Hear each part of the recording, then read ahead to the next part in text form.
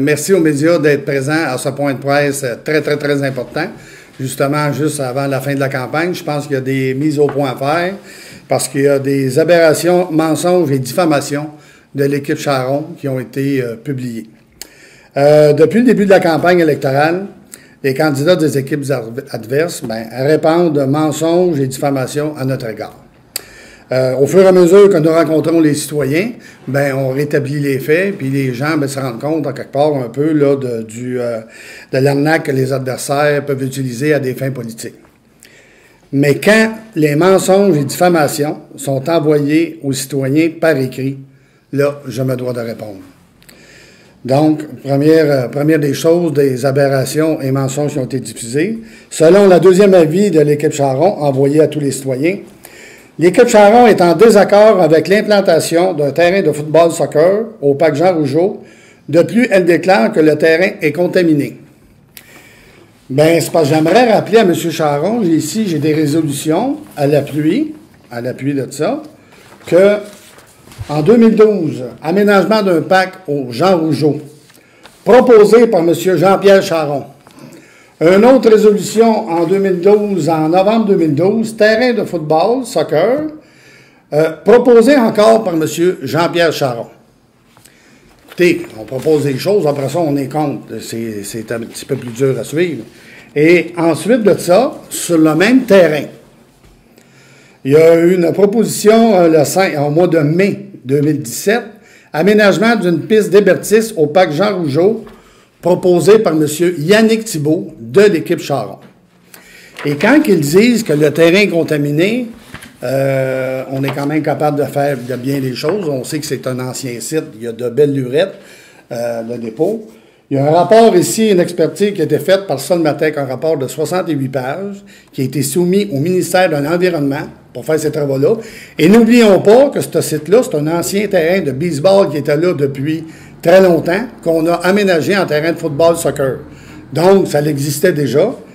Et ici, j'ai l'autorisation, la permission de construire sur un ancien lieu d'élimination de matières résiduelles du ministère de l'Environnement, que j'ai ici, par Mme Hélène Proto, pour le ministre Hélène Proto, directrice générale de l'analyse d'expertise de Montréal-Laval, Lanaudière-Laurentide. Donc, avant de faire les choses peut-être vérifiées, des gens peut-être qui ne se rappellent pas de certaines choses.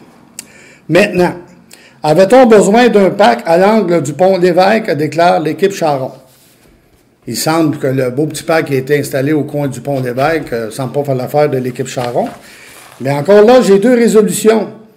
2015, en février 2015, aménagement d'un parc sur le lot, appuyé par M. Yannick Thibault de l'équipe Charron. J'ai une autre résolution ici, avec, il a fallu avoir une entente avec le ministère du Transport, parce que c'est un terrain qui appartient, autrement dit, au ministère du Transport, permis d'occupation, et cette fois-ci, proposé par M. Yannick Thibault. Et quand il dit que ça l'a coûté 50 000, après vérification, ça l'a coûté environ 15 000. Encore là, des mensonges.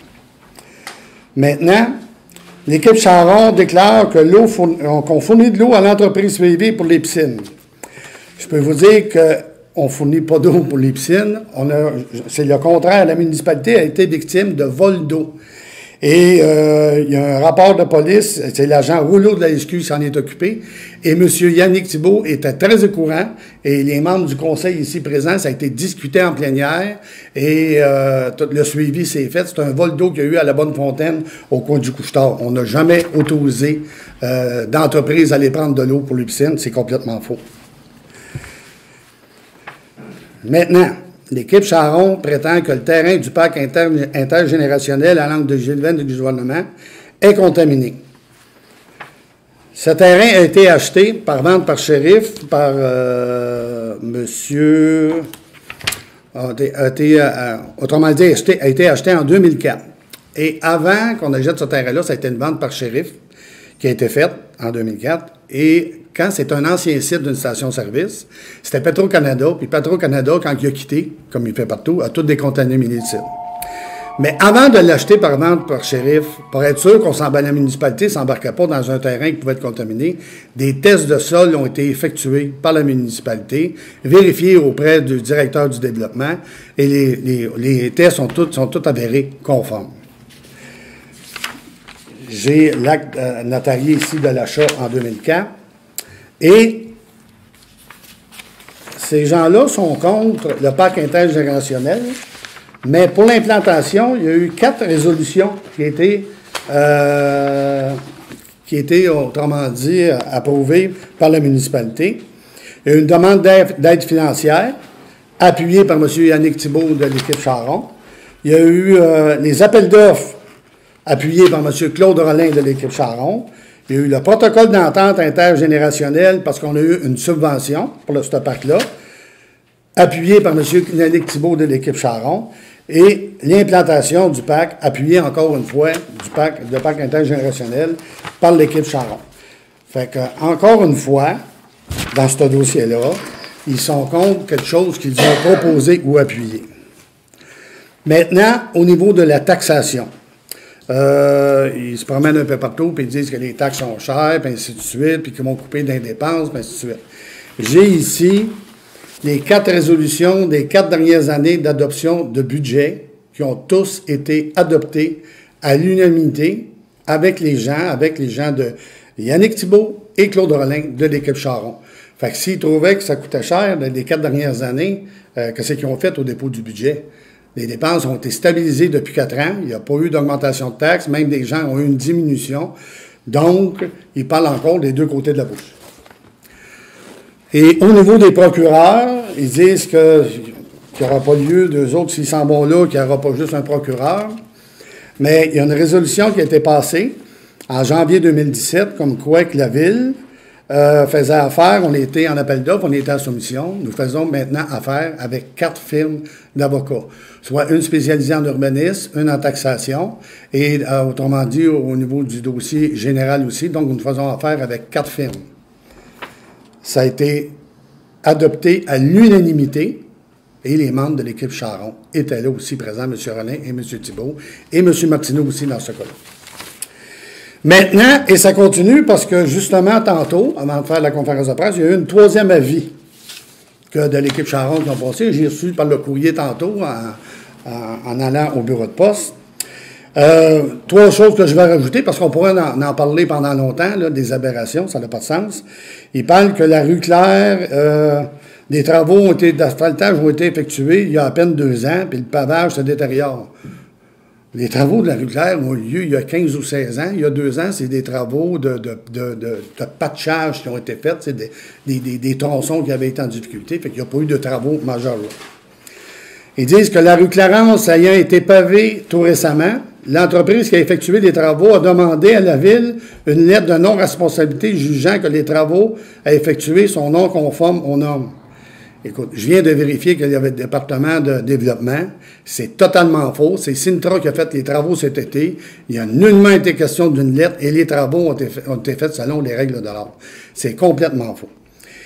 Et la dernière, et non la moindre, la meilleure à mon avis, là, qui n'a aucun sens, lorsque le maire vous dit que l'asphaltage est payé à 75% par des subventions, c'est en réalité 75% de vos impôts et 25% de vos taxes. Donc, une facture assumée à 100% des citoyens.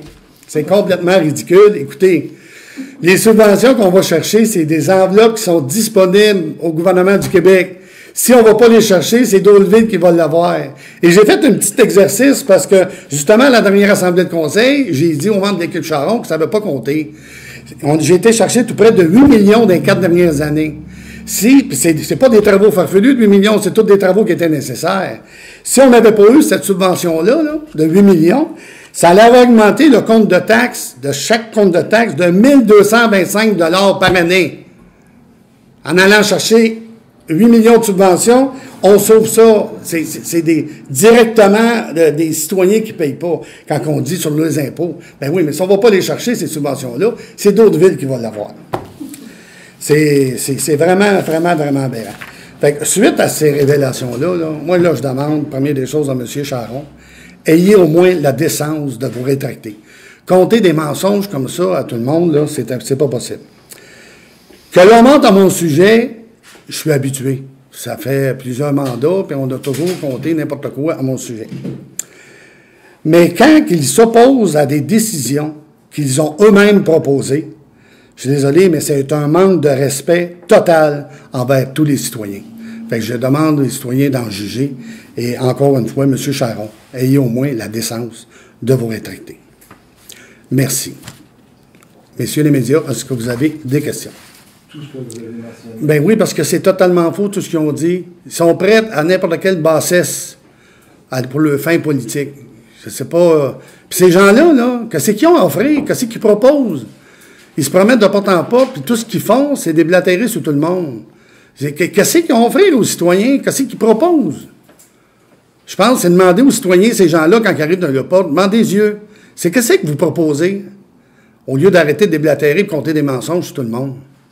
Puis là, quand on le fait de porte en porte, on rencontre des citoyens, puis ils nous disent ça, on répond aux citoyens. Mais là, quand c'est par écrit, écoutez, ça fait plusieurs campagnes électorales que je fais, puis justement, la dernière campagne électorale, il y avait eu la diffamation dans ce sens-là, et j'ai jamais voulu répondre à ces affaires-là, parce que j'ai toujours travaillé en disant ce que nous autres, on faisait, puis je voulais pas parler des adversaires.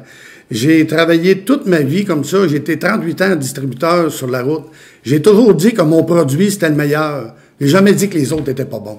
C'est toujours comme ça que j'ai travaillé. Sauf que là, cette année, avec le conseil, pas le conseil, excusez, tous les candidats de l'équipe Charron ont dit là, assez, c'est assez. Faut répondre. Puis il faut dire la vérité aux citoyens. Que les citoyens la sachent la vérité, que le mensonge et la diffamation, là, ça va faire. Qu'il fasse publiquement cette rétractation-là, tout ce qu'il vient de dire, il le dit par écrit, là, il doit en assumer, là. Fait que, qui se rétracte, M. Charron? L'hypothèse du contraire. Ça sera aux citoyens de Sainte-Julienne d'en juger le 5 novembre. Puis on a les preuves contraires, les résolutions sont là, les rapports sont là, le rapport de Sonmatec, ainsi de suite.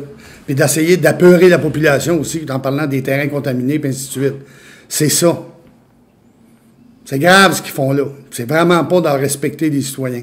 Puis en même temps, puis aussi bien important, c'est que toute cette diffamation-là là, atteint même l'intégrité des officiers municipaux. Les officiers municipaux là, auraient travaillé et fait des travaux là, sur des terrains contaminés. Il vient de toucher même l'intégrité des officiers municipaux. J'en ai entendu parler. Il y en a peut-être bien certains officiers municipaux qui ne sont pas trop contents de voir ça. Mais eux autres, il ne faut pas qu'ils s'occupent de la campagne électorale, mais ils n'ont pas un mot à dire. Mais c'est quand même grave, là, les affirmations qu'ils font. Je vais arrêter. Je pense que c'est pas dans nos habitudes. Nous, on travaille sur notre programme, ce qu'on a qu'à offrir aux citoyens, puis ce qu'on veut pour le bien de la ville. Passionné, là, c'est pas juste un slogan. En tout cas, je le vois là, avec toute l'équipe là, depuis quelques mois. Là, c'est vraiment à mon image de la passion de la ville. On tient à ce que ça soit bien, tout ça, mais dire des choses semblables, là, c'est vraiment.